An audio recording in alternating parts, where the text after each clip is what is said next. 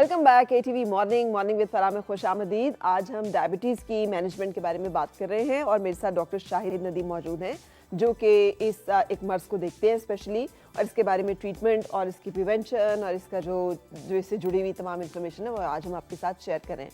Doctor साहब, break से पहले हमने बात की थी कि गेस्टेशनल जो शुगर है या डायबिटीज़ है, ये क्या मैंडेटरी है कि फैमिली हिस्ट्री होगी तो सबको होगी, या 35 अबव अगर खातून होगी और उसको प्रेगनेंसी में है तो होगी, या कुछ और भी अवामिल हैं जो कि इसमें जहन में रहने चाहिए? देखिए, इसमें ये मैंडेटरी नहीं है कि अगर फैमिली हिस्ट्री है तो उस खातून को होगी, या 35 के बाद अगर प्रेगनेंसी हो रही तो ये होगी। लेकिन देखिए, इसमें ना रिस्क फैक्टर्स होते हैं। जब आप किसी एक ख़ास चीज़ का शिकार होते हैं तो किसी और बीमारी का वो आपको रिस्क बढ़ जाता है, आपको ख़तरा बढ़ जाता है। तो इसी तरह जो ख़वातीन लेट एजेस में जिनकी प्रेगनेंसी होती है तो उसमें गेस्टेशन डायबिटीज़ होने का ख़तरा बढ़ जाता है। ये नहीं कि उसको कंपलसरी कि वो हो, लेकिन एक रिस्क जो है वो बढ़ जाता है, और वो अगर आप लाइफस्टाइल अच्छा रखें और थोड़ा सा प्रिवेंशन की तरफ आएँ तो नहीं भी होता। इसी तरह फैमिली हिस्ट्री अगर डायबिटीज़ की, और काफ़ी स्ट्रॉन्ग फैमिली हिस्ट्री है ख़ास तौर पे पेरेंट्स में और ब्रदर्स एंड सिस्टर में जो इमीडिएट रिलेटिव होते हैं, तो उसमें रिस्क बढ़ जाता है कि जी गेस्टेशन डायबिटीज़ होकर रहेगी। इसके अलावा कुछ ऐसी हार्मोनल चेंजेस होती हैं जो ख़वातीन में ड्यूरिंग प्रेगनेंसी आती हैं और चंद ख़वातीन में आती हैं, उसकी वजह से भी जो है वो sugar levels during pregnancy high हो जाते हैं, और जैसी प्रेगनेंसी ओवर होती है वो हार्मोन अपना नॉर्मल हो जाता है, साथ डायबिटीज़ भी ठीक हो जाती है। तो इसमें मुख्तलिफ चीज़ें हैं जिससे ख़तरा बढ़ जाता है, लेकिन मैंडेटरी नहीं है कि होके रहेगी, ऐसा नहीं। तो अब कैसे प्रिवेंट किया जा सकता है कि जिनको रिस्क फैक्टर पे जो लोग हैं कि उनको प्रेगनेंसी के दौरान शुगर का या डायबिटीज़ का मसला ना हो? हाँ जी, देखिए, अब जैसे हम गेस्टेशन डायबिटीज़ की बात कर रहे हैं कि ऐसी ख़वातीन जिनमें ये रिस्क बढ़ जाता है कि उनको होके रहेगी या ख़तरा होता है कि होके रहेगी, तो उनको शुरू से ही जो है अपना जो है लाइफस्टाइल पे चेक रखना चाहिए। जैसे कि मैंने पहले बताया कि अपनी डाइट का ख्याल रखें, बैलेंस डाइट होनी चाहिए जिसमें आप कार्ब्स भी ले रहे हैं, प्रोटीन भी ले रहे हैं, और हेल्दी फैट्स भी ले रहे हैं, प्लस फ्रूट्स और वेजिटेबल्स का इस्तेमाल, फाइबर, ऐसी डाइट जिसमें फाइबर का इस्तेमाल हो वो आप ज़्यादा लें, अपने आप को फिज़िकली एक्टिव करें। मैंने बताया ना, मतलब वीक 150 या 140 मिनट्स अ वीक आप पर वीक आप एक्सरसाइज को दें, फिजिकल एक्टिविटी दें, या आधा घंटा रोज़ाना की आप कोई ना कोई वॉक या कोई फिजिकली एक्टिव कर लें, ख़वातीन भी। लेकिन ख़वातीन में अक्सर ये देखा जाता है कि कहती है जी मैं घर का काम, जो हमारी हाउस वाइफ्स होती हैं, जो घरेलू ख़वातीन हैं, वो कहती हैं कि जी हमने घर का काम कर लिया है तो ये बहुत ही एक्सरसाइज होगी। वो फिजिकल एक्टिविटी भी नहीं आता। अगर मैं ऑफिस जाके काम कर रहा हूँ, कभी फाइल इधर से लेके उधर जा रहा हूँ, तो ये एक्सरसाइज नहीं है। एक्सरसाइज ये है कि आप प्रॉपर जो है टाइम लेके आप ग्राउंड्स में जाएं, आप जिम में जाएं, आप वॉक करें, आप स्विमिंग करें, आप साइकिलिंग करें खास पीरियड के लिए। ये एक्सरसाइज है। ये नहीं कि आप अपना घर का काम करें तो एक्सरसाइज। तो एक्सरसाइज पे आएँ, ठीक है, हेल्दी डाइट पे आएँ, स्ट्रेस, नींद पूरी करें, कम से कम 8 घंटे की स्लीप आपको जरूर लेनी चाहिए 24 घंटे। और अगर नहीं आए, कुछ लोगों को इंसोम्निया का मसला भी होता है। हाँ, अगर नहीं या आए, लेट नाइट शिफ्ट्स होती हैं, या उनका ड्यूटी आवर्स ऐसे होते हैं, तो डेफिनेटली हाँ, ये है कि आजकल नाइट शिफ्ट्स है, खासतौर पे कोविड के बाद तो बड़ा वो नाइट शिफ्ट्स और नाइट ड्यूटीज और टाइम सारा चेंज हो गया। और बच्चे जो पढ़ रहे होते हैं तो उन्हें भी लगता है रात के वक्त हम कंसंट्रेट कर सकते हैं। हाँ, देखिए, आप ना नेचुरल पैटर्न पे आएँ। जैसे पुराने वक्त के ज़माने के लोग जो होते थे वो क्या करते थे कि उनका ये होता था कि सुबह नमाज के टाइम पे वो उठते थे, नाश्ता किया, कामों पे लग गए, और मगरिब के बाद सारे काम फिनिश्ड, इशा के बाद सो गए, मगरिब के बाद खाना, और उसके बाद इशा के बाद वो सो गए। तो ये एक नेचुरल जो है वो पैटर्न है, इस पे आना चाहिए। और जैसे कि लोग आजकल बड़ा ऑर्गेनिक फूड, तो मैं कहता हूँ कि जी आप जो ऑर्गेनिक सिर्फ आप फूड में तलाश ना करें, आप ऑर्गेनिक चीज़ें जो है ना आप नेचुरल उसमें अपने स्लीप पैटर्न में, अपने डेली रूटीन में उसको भी कॉपी करें। अच्छा, आप ये जो एक जनरलाइज कह देते हैं कि जी कार्ब्स भी होने चाहिए, फैट्स भी होने चाहिए, मैंने शुगर पेशेंट्स को बहुत ज़्यादा परेशान इस चीज़ पे देखा है। केला खा सकते हैं कि नहीं खा सकते, कौन सी वाली सब्ज़ी खाएं, रोटी जो है वो गंदम की खाएं, फाइबर उसमें अगर चोकर साथ डाला हो, या बहुत सारे आटे मिक्स करके वो जो कुछ लोगों ने बनाया होता है। सो इसके बारे में बताएं कि वो बेचारे क्या खाएं और क्या ना खाएं। देखिए, जो डायबिटीज़ की जो मैनेजमेंट है और जो उसका कंट्रोल है वो बहुत ज़रूरी है, और उसमें जो डाइट होती है उसमें जो है बैलेंस डाइट होनी चाहिए। आप फ्रूट्स ले सकते हैं, ठीक है जी, और फ्रूट्स आप ہر قسم کا لے سکتے ہیں، لیکن کچھ ایسے فروٹس ہیں جیسے کیلے کا آپ نے ذکر کیا، مینگوز ہیں، آم ہیں، ان میں کیونکہ ان کا گلائسیمک انڈیکس تھوڑا سا ہائی ہوتا ہے، شوگر لیولز ہائی ہونے کا خطرہ ہوتا ہے، تو جو ڈائبٹک پیشنٹ جن کا کنٹرول نہیں ہے، جن کا شوگر کنٹرول نہیں ہو رہا، ڈاکٹرز دے رہے ہیں میڈیکیشن لیکن وہ کنٹرول میں نہیں آ رہی، تو ان کو کیلا یا اس قسم کے فروٹ جن کا گلائسیمک انڈیکس ہائی ہوتا ہے ان سے اوائڈ شہد کرنا کے بارے میں اکثر لوگ ہوتے ہیں کہ جی شہد میں تو شفا ہے تو شہد تو ہم لے سکتے ہیں. جہاں تک شہد کے ذکر ہے، دیکھیں اگر آپ کا شوگر کنٹرول ہے یا آپ اس کو ایمٹی اسٹمک تھوڑا سا لیتے ہیں تو کوئی حرج نہیں، آپ لے سکتے ہیں. لیکن اگر آپ کا شوگر لیول ہی کنٹرول نہیں ہے، آپ کا 400-300 شوگر چل رہا ہے، تو پھر آپ شہد لیں گے تو definitely it will harm you. اچھا، کنٹرول کا مطلب کیا ہے ڈاکٹر صاحب، اور کون سا ایک لیول ہے جس پہ کہ آپ کا شوگر لیول؟ یہ بڑا اچھا آپ نے کوشچن کیا ہے کہ جی کہ کنٹرول کا مطلب یہ ہے کہ آپ کے جو شوگر لیولز ہیں وہ نیئر ٹو دا نارمل ہو. مثلا ڈائبٹیز کے لیے جو پوسٹ پرینڈیل یا رینڈم شوگر لیولز یا کھانے کے 2 گھنٹے کے بعد کا لیول جو ہوتا ہے اٹ شوڈ بی لیس دین 180 ملی گرام. کھانے کے بعد کا، کھانے کے 2 گھنٹے کے بعد کا، ہاں 180 سے نیچے ہونا چاہیے، اٹس کنٹرول. اسی طرح فاسٹنگ لیول، ناشتے سے پہلے کا جو فاسٹنگ لیول ہے اٹ شوڈ بی لیس دین 130 ملی گرام. تو اگر یہ ہے اور رینڈم لیول یہ ہے تو اٹس کنٹرول. آپ پھر تھوڑا بہت ایسا فروٹ بھی لے سکتے ہیں جس میں گلائسیمک انڈیکس زیادہ ہے، جیسے کیلا، وہ لے سکتے ہیں، کنٹرولڈ ہے آپ کا. اسی طرح جب شوگر لیول لو ہوتا ہے جس کو ہم ہائپوگلائسیمیا کہتے ہیں، بعض پیشنٹ میڈیسن لے رہے ہوتے ہیں ان کا شوگر لیول لو ہو جاتا ہے. اور یہ جو اسپائکس اور فلکچویشنز ہیں یہ سب سے زیادہ شوگر کا مسئلہ ہوتی ہیں کہ اچانک ہائی ہوگی، آپ نے میڈیسن لی وہ ایک دم سے نیچے آ گئی، آپ نے پھر کچھ میٹھا لیا پھر بہت اوپر ہوگی، اور یہ شوگر پیشنٹس ہیں وہ اس مصیبت کا بڑا شکار ہیں. ایگزیکٹلی جو کنٹرول کا ذکر میں نے کیا وہ کنٹرول میں فلکچویشنز نہیں ہوتی. کنٹرول کا مطلب ہے کہ ایک نارمل لیول، جیسے میں نے بتایا رینڈم لیول 180 سے نیچے چل رہا ہے، 140 ہے، 150 ہے، 160 اٹس اوکے.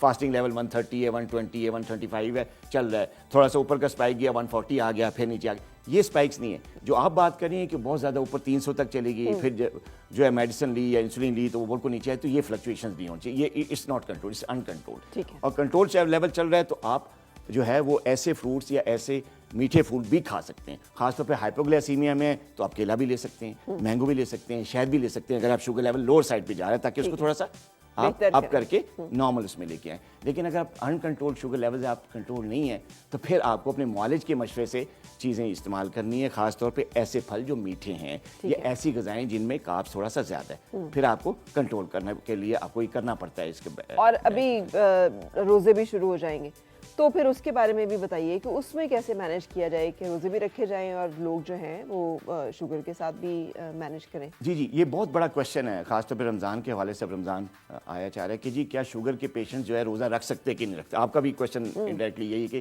کیا شوگر پیشنٹ روزہ رکھ سکتے ہیں کہ نہیں رکھتے. دیکھیے شوگر کی جو مین ٹائپس ہوتی ہیں، ٹائپ 1 ڈائبٹیز ہوتی ہے اور ایک ٹائپ 2 ڈائبٹیز ہوتی ہے.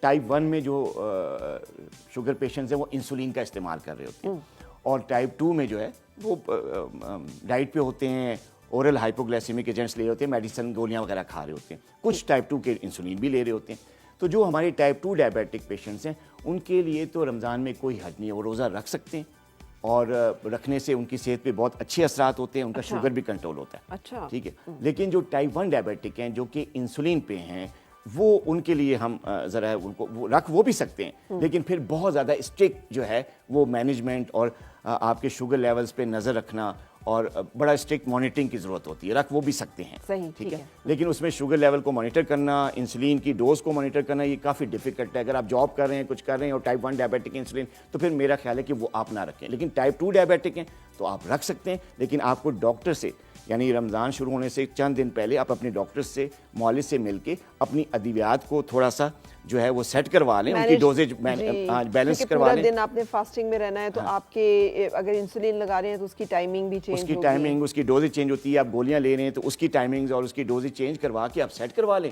آپ روزہ رکھیں. بس یہ ہے کہ اسٹرکٹ مانیٹرنگ کرنی چاہیے. آپ کو گلوکومیٹر سے تھوڑی سی دوستی پکی کر لینی چاہیے. ایک تو یہ گلوکومیٹر بھی اتنا ایکسپینسو ہو گیا آپ کے، اتنی مہنگی اسٹرپس ہیں ڈاکٹر صاحب، کتنا بندہ اس کو جو ہے وہ رکھے. And it has becoming very costly مرض. سو بہت ضروری ہے کہ اس سے بچاؤ ہی کیا جائے، ورنہ تو یہ تھاؤزنڈز کا مہینے کا خرچہ جو ہے وہ آپ کا صرف ڈائبٹک. یہ تو ہے کہ آج کل وہ گلوکومیٹر بھی مہنگے ہو گئے ہیں، پھر ان کی اسٹکس کیونکہ زیادہ یوز ہو رہی ہوتی ہیں وہ مہنگوں کے. لیکن کچھ سستے برانڈس بھی ہیں، اچھے ہیں، ایکوریٹ ہیں، لیکن وہ آپ ڈاکٹر سے پوچھیں گے تو آپ کو بتا سکتے ہیں کون سا برانڈ جو ہے وہ سستا ہے. اسٹکس اس کی ایزیلی اویلیبل ہیں آل اوور پاکستان، اور وہ کوالٹی بھی ٹھیک ہے اور پرائس بھی ٹھیک ہے. اچھا، اور ہربل سائڈ جو ہے وہ بڑے دعوے کرتی ہے بعض اوقات کہ جی یہ والی جو ہرب ہے نا اس کے استعمال سے شوگر جو ہے وہ کم ہو جاتی ہے یا مینیج ہو جاتی ہے، یا یہ فلاں چیز جو ہے اس سے بڑا فرق پڑتا ہے. آپ کا ایکسپیرینس کیا ہے؟ جی بالکل، دیکھیں یہ بہت زیادہ متس ہیں آج کل. میں تو متس کہتا ہوں ان کو کہ یہ غلط فہمی جو ہے نا وہ چند لوگوں نے جو ان پروفیشنل لوگ ہیں انہوں نے لوگوں میں چند متس پیدا کر دی ہیں، اور اس کی وجہ سے کافی زیادہ جو ہے وہ جو پیشنٹس ہیں وہ مس مینیج ہو رہے ہیں.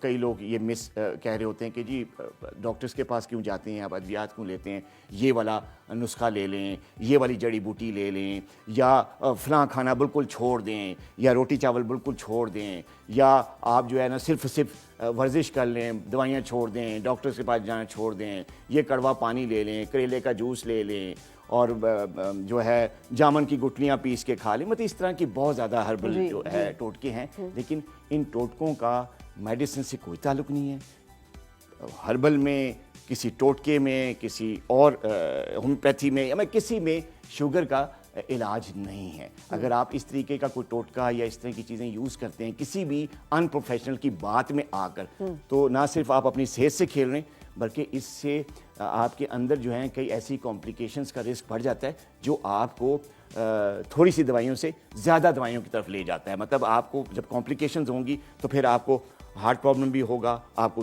ہارٹ کے ڈاکٹر کے پاس جانا پڑے گا، آپ کی کڈنیز بھی خراب ہوں گی، آپ کی کڈنیز کی میڈیکیشن بھی لینی پڑے گی، تو کمپلیکیشنز پھر بہت زیادہ ہو جاتی ہیں. ایک کمپلیکیشن جو ہے ڈاکٹر صاحب وہ نیوروپیتھی جسے کہتے ہیں کہ ڈائبٹک نیوروپیتھی، یہ کیا چیز ہے؟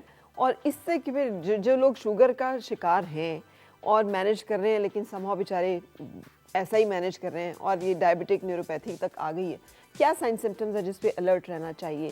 اور ڈائبٹک فٹ کی بہت بات ہوتی ہے اور اس طرح کے پرابلمس کی بہت بات ہوتی ہے. جی بالکل، یہ جو ڈائبٹک نیوروپیتھی یہ بڑی کامن جو ہے کمپلیکیشن ہے ڈائبٹیز کی، خاص طور پہ وہ پیشنٹ جن کی شوگر ان کنٹرول ہوتی ہے، جیسے کہ میں نے ذکر کیا، جن کی شوگر کنٹرول نہیں ہے اور وہ اپنی جو ہے وہ ڈائٹ کا بھی خیال نہیں رکھتے، اپنی ادویات کا بھی خیال نہیں رکھتے، اسی طرح ان پروفیشنل جو ہے نا وہ ٹوٹکوں پہ چلے جاتے ہیں، تو ان میں پھر یہ کمپلیکیشنز ہوتی ہیں جس میں نیوروپیتھی ہے. نیوروپیتھی کے سائن سمٹمز کچھ اس طریقے سے ہیں. دیکھیں، اگر آپ ڈائبیٹک ہیں اور آپ کو محسوس ہو رہا ہے کہ آپ کے پاؤں میں کسی بھی قسم کی جو ہے وہ نمنس ہوگی ہے، سن پن جسے کہتے ہیں، کہ آپ کو محسوسیت یا حساسیت کم ہوگی ہے، تو یہ ایک نشانی ہے نیوروپیتھی کی. اس کے علاوہ شروع میں اسٹارٹ میں پیشنٹس کے جو پاؤں ہیں بہت سخت جلن کرتے ہیں، ان میں ایسا لگتا ہے ان کو کہ میرے پاؤں کی انگلیوں میں یا ان کی تلووں میں جو ہے وہ چونٹیاں رینگ رہی ہیں. بعض اوقات پن پرکس قسم کی جو ہے نا وہ ان کو پینز ہوتے ہیں، اور یہ سینسیشن جو ہیں یا اس قسم کی جو پینز ہیں یا جلن ہے یہ رات کے ٹائم زیادہ ہوتی ہے. اچھا، جب پیشنٹ موبائل ہوتا ہے یا صبح کے ٹائم پر کاموں میں ہوتے ہیں اس وقت نہیں ہوتی. جیسے ہی وہ بیڈ پہ آتا ہے تو اس کے پاؤں جو ہیں وہ اس میں درد شروع ہو جاتا ہے، جلن شروع ہو جاتی ہے، چونٹیاں رینگنی شروع ہو جاتی ہیں، جیسے سوئیاں چبھ رہی ہیں، اس قسم کی سینسیشنز ہوتی ہیں. اور بعض لوگوں میں جب یہ زیادہ ہوتی ہے تو ان کی نیند ڈسٹرب ہو جاتی ہے، وہ سو نہیں سکتے، اور اتنی زیادہ ٹانگوں میں اور پاؤں میں بے چینی ہوتی ہے، درد ہوتا ہے کہ ان کا سونا جو ہے وہ مشکل ہو جاتا ہے، بلکہ آدھی رات تک تو وہ ٹانگیں اور پاؤں آپس میں ملتے رہتے ہیں، کوئی مالش کر رہا ہے. تو پھر اس کا کوئی سولوشن حل ہے؟ دیکھیں، سب سے زیادہ جو بڑا جو سولوشن ہے اس کا یہ آپ کا شوگر لیول کنٹرول ہونا چاہیے. اگر آپ کا شوگر لیول کنٹرول نہیں ہے تو نیوروپیتھی کے لیے آپ جو مرضی علاج کر کے آپ امریکہ بھی چلے جائیں تو وہ ٹھیک نہیں ہوگی. ٹھیک ہے نا. تو سب سے پہلا اسٹیپ کیا کہ آپ کو اپنی ڈائبٹیز کو کنٹرول میں لانا ہے. اپنی شوگر لیول چاہے وہ رینڈم ہے، فاسٹنگ ہے، اس کو کنٹرول میں کریں. اپنے معالج سے پراپر جو ادویات ہیں ان کو سیٹ کروا کے وہ ادویات بھی لیں، وہ لائف سٹائل بھی لیں، شوگر لیول کنٹرول کریں، نیوروپیتھی کنٹرول ہوگی. اس کے علاوہ نیوروپیتھی کی میڈیکیشنز ہیں، کئی وائٹامنز ہیں جو دیے جاتے ہیں، کئی میڈیکیشنز ہیں جو دی جاتی ہیں، لیکن سب سے بڑی میں نے کہ اپنا شوگر لیول کنٹرول کریں، پھر ہی آپ نیوروپیتھک کے جو سمٹمز ہیں اس سے آپ فری ہو سکتے ہیں. ادروائز ان کنٹرول رہے گی تو پھر یہ چیز زیادہ ہوتی رہتی ہے، اور پھر جب زیادہ ہوتی ہے تو پھر سینسیشنز ختم ہو جاتی ہیں. جب سینسیشنز ختم ہو جاتی ہیں تو انسان کو پتہ نہیں چلتا، پین ہی محسوس چل رہا ہوتا ہے، اس کو پن چبھی، اس کو پتہ ہی نہیں چلا کہ جن پن لگی ہے. وہ تو 2 دن بعد اسے پاؤں دیکھو، ہو یہ تو زخم لگ گیا، یہ تو پن لگ گئی. تو اس طرح کی چیز ہوتی ہے. پھر ڈائبیٹک فٹ بنتے ہیں، پھر ایمپوٹیشنز ہوتی ہیں، گینگرین، پھر وہ آگے سے آگے بات جو ہے وہ چلتی رہتی ہے، معذوری تک بات آ جاتی ہے کہ کاٹنا پڑ جاتا ہے. سو اس لیے بہت ضروری ہے. اچھا ڈاکٹر صاحب، پری ڈائبیٹک کے کون ہوتے ہیں؟ اور وہ تو بہت زیادہ لوگ ہیں جو مجھے لگتا ہے اس رینج میں، اور ایج ریلیٹڈ بہت زیادہ ہے کہ جیسے ہی آپ 40 45 سے کی بریکٹ میں آتے ہیں اور اوپر جانا شروع کرتے ہیں تو پھر بہت الرٹ ہونے کی ضرورت ہو جاتی ہے. سو پری ڈائبٹک کون ہے اور ان کو کیسے مینیج کرنا چاہیے کہ وہ شکار نہ ہو جائیں شوگر کا؟ جی یہ دیکھیں یہ جو پری ڈائبٹیز ہے نا ان کے کیسز آج کل بہت ہو رہے ہیں. پری ڈائبٹیز کو عام طور پہ لوگوں میں اس کو بارڈر لائن شوگر کہتے ہیں یا ٹیکنیکلی جو ہے نا ان سے کہتے ہیں کہ جی گلوکوز انٹالرنس. ٹھیک ہے نا. پری ڈائبٹیز وہ پری ڈائبٹک لوگ وہ ہوتے ہیں جن میں اگر کوئی میٹھا وہ لیں, کچھ ایسی کھانے لیں جو کہ کاربز اس میں زیادہ ہو تو ان کا شوگر لیول شوٹ کر دیتا ہے. ادروائز وہ ٹھیک رہتا ہے. لیکن کوئی کاربوہائیڈریٹ ٹائپ میٹھا لے لیا, کوئی کولڈ ڈرنک پی لی, کوئی سویٹ ڈش کھا لی تو شوگر لیول شوٹ کرتا ہے. پری ڈائبٹیز جو ہے نا ڈائبٹک وہ لوگ وہ ہوتے ہیں جن کا جو چیک کراتے ہیں تو ان کا فاسٹنگ لیول 100 سے بلو نہیں ہوتا. نارملی جو نارمل لوگوں میں جو فاسٹنگ لیول ہے شوگر کا وہ لیس دین 100 ہوتا ہے. لیکن جو پری ڈائبٹک اس میں ان کا لیس دین 125 اور مور دین 100 ہوتا ہے تو وہ پری ڈائبٹک ہوتے ہیں. اس میں فیملی ہسٹری بھی ہوتی ہے. ٹھیک ہے. اور یہ وہ لوگ ہوتے ہیں جن میں کسی بھی لائف سٹائل کی خرابی کی وجہ سے, فیملی ہسٹری کی وجہ سے وہ پری ڈائبٹک ہو جاتے ہیں. یعنی وہ ابھی ڈائبٹیز میلائٹس کے دروازے کے باہر کھڑے ہوتے ہیں, ناک کر رہے ہوتے ہیں.